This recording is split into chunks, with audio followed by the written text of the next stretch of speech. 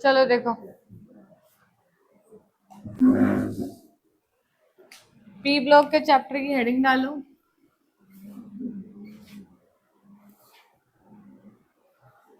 P block में करना है सबसे पहले ग्रुप नंबर 13। ग्रुप 13 क्या होता है? बोरोन, एल्यूमिनियम, गैलियम, इंडियम और थैलियम।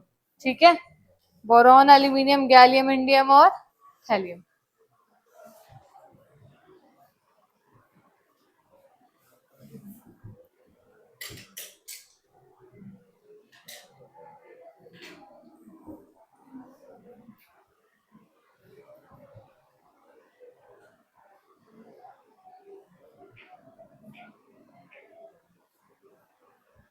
आपका ना, सुनो मेरी बात को ध्यान से समझ भी लो पहले। पीरियोडिक टेबल का ये वाला जो चैप्टर है, मेंस के हिसाब से कुछ ही दिया हुआ है, सिर्फ जनरल प्रॉपर्टीज आपको पढ़नी है। ठीक है, और अगर आपने एडवांस का करना है तो एडवांस में कोई भी चैप्टर नहीं कटा हुआ।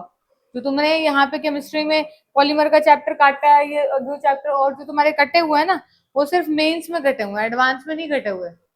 एडवांस के फुल सिलेबस है, स्टार्टिंग से लास्ट तक एक एक चैप्टर जो है, जो तुमने नहीं भी पढ़ा है चाहे वो, लेकिन सारा कुछ है सिलेबस का पार्ट। ठीक है, तो कुछ भी नहीं कटा हुआ। एडवांस के लिए सारा करना पड़ेगा, तो पहले मेंस तो दे दो जनवरी में, फिर जो तुम्हारा चैप्टर नहीं हुआ फिर करना वो। ठीक है, सबसे पहले मेंस तो दे दो। ठीक है, फिर उसके बाद वो करना। अभी एडवांस का करा के क्या करेंगे? 5, 13 एटॉमिक नंबर, 31, 49, 81, फिर निहोनियम होता है 113। ठीक है, क्या होता है निहोनियम? ये क्या है आपके पास? 113। ये शीट उठाना। ठीक है, ये 13 तो ये शीट पड़ी है वो उठा दो। 13th और 14th ग्रुप जो आपने पढ़ना है, तुम्हारा पॉलीमर का चैप्टर तुम्हारा तो नहीं है ना, पी ब्लॉक की जनरल प्रॉपर्टीज है। ठीक है, तो जनरल प्रॉपर्टीज तो पढ़नी पड़ेगी। अभी तो सिर्फ मेंस के हिसाब से चल रहे हैं, एडवांस का जब जिनका हो जाएगा फिर वो एडवांस की तैयारी करना, फिर पढ़ना। बाकी सबको क्या जरूरत है पहले ही एडवांस का पढ़ने का? यू चैप्टर्स मेंस में कटे हुए हैं, बोर्ड में कटे हुए हैं, तो आपको आई थिंक जरूरत तो अभी है नहीं। जब मेंस क्लियर हो जाएगा फिर एडवांस के 3 महीने जो चैप्टर कटे हुए हैं फिर वो चैप्टर्स की तैयारी करना। ठीक है, पहले मेंस का पूरा करते हैं, पहले सिलेबस खत्म करते हैं, फिर 11th की रिवीजन शुरू करते हैं। ठीक है जी,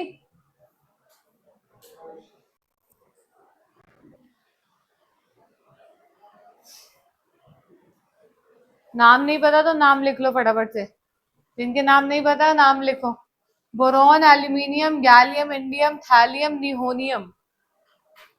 निहोनियम 13, 14 ग्रुप आता है 11th में, 15 से लेके सारा आता है 18 तक 12th में। निहोनियम और लिख लिया तो उसके बाद कॉन्फ़िगरेशन लिखेंगे। चलो जनरल कॉन्फ़िगरेशन लिखो सबसे पहले। सबसे पहले डालो कॉन्फ़िगरेशन, यहीं के यहीं लिखो, इसके सामने लिखो कॉन्फ़िगरेशन क्या है।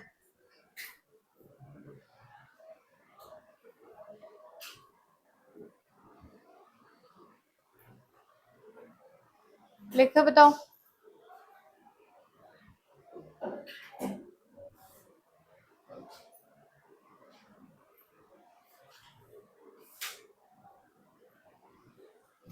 क्या है इसकी? 2s2 2p1, इसकी 3s2 3p1, 4s2 4p1, 5s2 5p1, 6s2 6p1, 7s2 7p1। तो जनरल कॉन्फ़िगरेशन क्या हो गई? ns2 np1। जनरल कॉन्फ़िगरेशन क्या होगी? ns2 np1। ठीक है,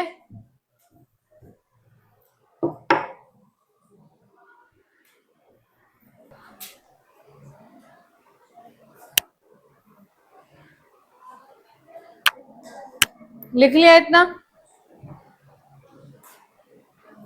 जनरल कॉन्फ़िगरेशन हो गई, एटॉमिक नंबर हो गया। ठीक है जी, एटॉमिक मासेस लिख लीजिए इसके आगे, इसी के आगे लिख लो एटॉमिक मास। 10, 27, 70, 11, 5, 204।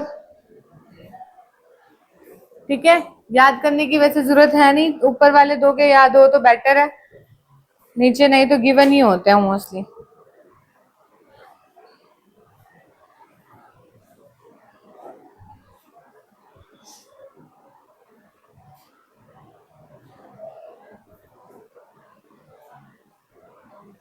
टू 86 लास्ट वाले का निहोनियम का होता है 286।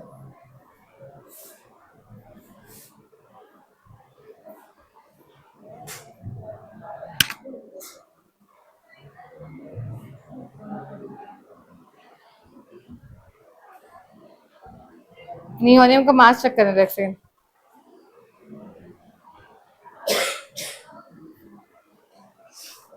हाँ 286 ही होता है, नियोनियम का लिख लो 286। याद करने की जरूरत नहीं है वैसे तो, नीचे वालों के गिवन होंगे, ऊपर वाले को याद हो जाए तो बेटर है। ठीक है, समझ गए। अब बात करते हैं, इधर देखो,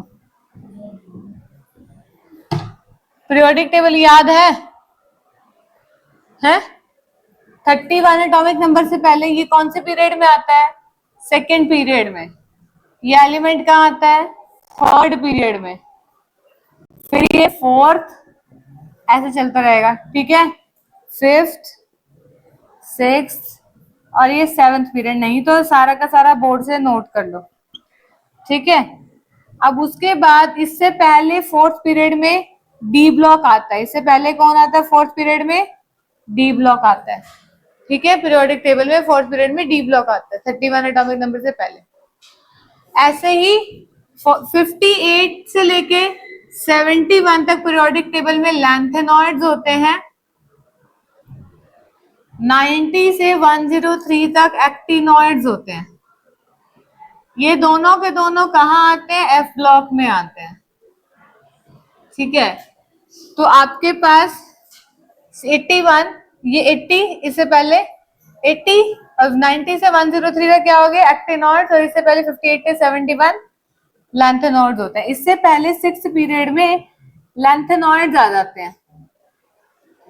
अगर पीरियोडिक टेबल याद है तो 57 नंबर लैंथेनम का होता है, 57 नंबर लैंथेनम का होता है। 58 से 71 एकदम से नीचे चल जाता है पीरियोडिक टेबल में, फिर 58 से 71 यहाँ चले जाते हैं।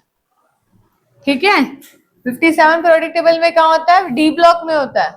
पढ़ा है ना डी ब्लॉक में? इतना तो पढ़ा है डी एंड एफ में। 58 नीचे चले जाता है, ये तो डी एंड एफ में भी पढ़ा ही है 12th में। 58 टू 71 वहां चले गए। ठीक है, यानी इसके एटॉमिक नंबर में पहले एफ के भी इलेक्ट्रॉन आएंगे, F14 भरा जाएगा। जब इसकी कॉन्फ़िगरेशन लिखोगे F14 भरा जाएगा, और जब इसकी कॉन्फ़िगरेशन लिखोगे तो क्या भरा जाएगा? डी के पूरे 10 इलेक्ट्रॉन भरे जाएंगे। कोई ऐसा बच्चा जिसको कॉन्फ़िगरेशन ही लिखनी ना आती हो? बताओ, आती है सभी को कॉन्फ़िगरेशन लिखनी? पक्का? अब ध्यान से देखो। फिर उसके बाद अगर हम साइज की बात करें, एटॉमिक रेडियस की बात करें, तो एटॉमिक रेडियस क्या होता है? हम क्या एक्सपेक्ट करते हैं? क्या एक्सपेक्ट करते हैं? एक्सपेक्ट करते हैं down the group atomic size increases, down the group atomic radius increase होती है। क्या एक्सपेक्ट करते हैं? Down the group atomic radius क्या होती है? इंक्रीज होती है। ठीक है, down the group atomic radius increase होती है। लेकिन एक्चुअल में होता क्या है? आपको लगता ये है down the group atomic radius increase होती है क्योंकि boron, aluminium, gallium, indium, thallium ये आपने एक्सपेक्ट करा, लेकिन ये गलत है। एक्चुअल में ये है ही नहीं ऑर्डर। ऑर्डर है बोरॉन, गैलियम, एल्यूमिनियम, इंडियम और थैलियम में बहुत कम डिफरेंस होता है साइज में, बहुत कम डिफरेंस होता है साइज में। अब ऐसा क्या हुआ? अगर तुम्हें एटॉमिक रेडियस की वैल्यू लिखवाई जाए, याद नहीं करनी है वैल्यूज, एक्सपेरिमेंटल डाटा फैक्ट होता है। पिकोमीटर्स में है 88, 135, 143, 167 और 170। ठीक है, ये है आपके पास, समझ गए। अब क्या है, डाउन द ग्रुप साइज क्या होता है आपके पास, इंक्रीज होता है। तो यहाँ पे क्या फर्क पड़ गया, यहाँ पे डाटा पलट क्यों गया है, यहाँ पे जो डाटा है उल्टा क्यों हो गया, पलट क्यों गया, समझ रहे हो, यहाँ पे डाटा पलट क्यों गया। तो सुनो क्या हुआ यहाँ पे, आपको क्या लग रहा है पलटा क्यों है। गैलियम में, गैलियम की कॉन्फ़िगरेशन लिखोगे 1s2, 2s2, 2p6, 3s2, 3p6, 4s2, 3d10, 4p1, ये बनेगी। यहाँ पे गैलियम में क्या आ गए, डी इलेक्ट्रॉन्स आ गए। डी के इलेक्ट्रॉन आने से डी की क्या होती है, पुअर शील्डिंग होती है। शील्डिंग सबसे ज्यादा किसकी होती है, शील्डिंग इफेक्ट होता है सबसे ज्यादा एस का, फिर पी, फिर डी और फिर एफ। पुअर शील्डिंग होती है। पुअर शील्डिंग की वजह से इफेक्टिव न्यूक्लियर चार्ज बढ़ जाता है। इफेक्टिव न्यूक्लियर चार्ज बढ़ेगा तो साइज इसका कैसा हो जाएगा, छोटा, तो इसका साइज छोटा हो जाता है। इफेक्टिव न्यूक्लियर चार्ज बढ़ता है तो साइज कैसा हो जाता है, छोटा, डी की पोर शील्डिंग की वजह से। अब तुम्हें ये भी नहीं पूछना चाहिए कि यहाँ पे इतना डिफरेंस कम क्यों आ गया, क्यों आया इतना कम डिफरेंस, क्योंकि थैलियम में एफ के इलेक्ट्रॉन्स है। एफ इलेक्ट्रॉन्स की क्या होती है, पुअर शील्डिंग। पुअर शील्डिंग से फिर से क्या होगा, इफेक्टिव न्यूक्लियर चार्ज बढ़ेगा तो साइज डिक्रीज होगा। साइज डिक्रीज होकर इतना डिक्रीज हो गया, देखो किसी का साइज छोटा होकर इतना छोटा हो जाए कि दोनों के बीच में डिफरेंस ही कम हो जाता है, किसी का साइज छोटा होकर इतना छोटा हो गया कि पहले वाले से भी छोटा ही पहुंच गया, तो पलट जाएगा फिर वो, समझ गए ना। इसका साइज छोटा होगा, इतना छोटा होगा कि इनके इसके बीच का डिफरेंस ही कम हो गया। समझ आ गई, बोलो क्लियर है। तो boron, gallium, aluminium, indium, thallium, clear इतनी बार। अगर यहीं पे ये वाली साइड रब कर दो कॉन्फ़िगरेशन और ये वाला चीज, ये लिख लिया, पीरियड लिख लिया क्या, वो लेफ्ट साइड रब कर दो,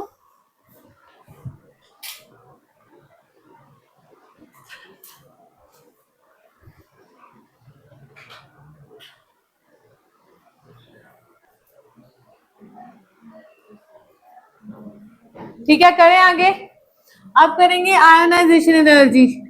आयोनाइजेशन एनर्जी तो तुम्हें पढ़ाया है ना। आयोनाइजेशन एनर्जी का मतलब क्या होता है, कितनी एनर्जी लगती है, the minimum energy required to remove electron from isolated gaseous atom. Isolated gaseous atom में से, आइसोलेटेड कैसा होना चाहिए, gaseous atom. Isolated gaseous atom में से इलेक्ट्रॉन को बाहर निकालने के लिए जो एनर्जी लगेगी उसे क्या कहते हैं, आयोनाइजेशन एनर्जी। तो आप देखो, अब इसमें ऑर्डर आता है, बंद करके ताला गया एल्यूमिनियम इंडिया, ये आता है, ये साइज के इनवर्सली प्रोपोर्शनल होती है। आयोनाइजेशन एनर्जी साइज की कैसे होती है, इनवर्सली प्रोपोर्शनल, ठीक है। साइज के कैसे होती है ये ionization energy, inversely proportional to size होती है, ठीक है जी। अब बंद करके ताला गया एल्यूमिनियम इंडिया, ये ऑर्डर आया, कैसे आया तुम खुद देखो। एक्सपेक्टेड लिखो पहले, इसके एक्सपेक्टेड लिखना तो साइज के बिल्कुल उल्टा चला जाएगा, लेकिन साइज में इतने वेरिएशंस है तो ऑटोमेटिकली आयोनाइजेशन एनर्जी में तो आएंगे ही आएंगे। तो बोरॉन का सबसे छोटा साइज, तो बोरॉन की आयोनाइजेशन एनर्जी सबसे ज्यादा। उसके बाद गड़बड़ कहाँ थी, गड़बड़ कहाँ थी, गैलियम में और कहाँ थी, और थैलियम में। गैलियम और थैलियम में डी के पोर, डी और एफ की पोर शील्डिंग थी, तो पोर शील्डिंग सबसे ज्यादा किसमें होती है, एफ में। एफ की पोर शील्डिंग ज्यादा तो साइज छोटा तो आयोनाइजेशन एनर्जी ज्यादा। फिर गैलियम आ गया, हो गया इन दोनों में आगे। फिर एल्यूमिनियम और इंडियम में देखो, एल्यूमिनियम और इंडियम में इंडियम का साइज क्या है, बड़ा, दिख रहा है एल्यूमिनियम का साइज क्या है, बड़ा, तो आयोनाइजेशन एनर्जी क्या होगी, कम। समझ में आ गई, कोई दिक्कत है, इसमें ग्राफ भी आ जाता है आयोनाइजेशन एनर्जी का एटॉमिक एलिमेंट्स के साथ, तो डब्ल्यू का ग्राफ बोलते हैं, बंद करके ताला गया एल्यूमिनियम इंडिया।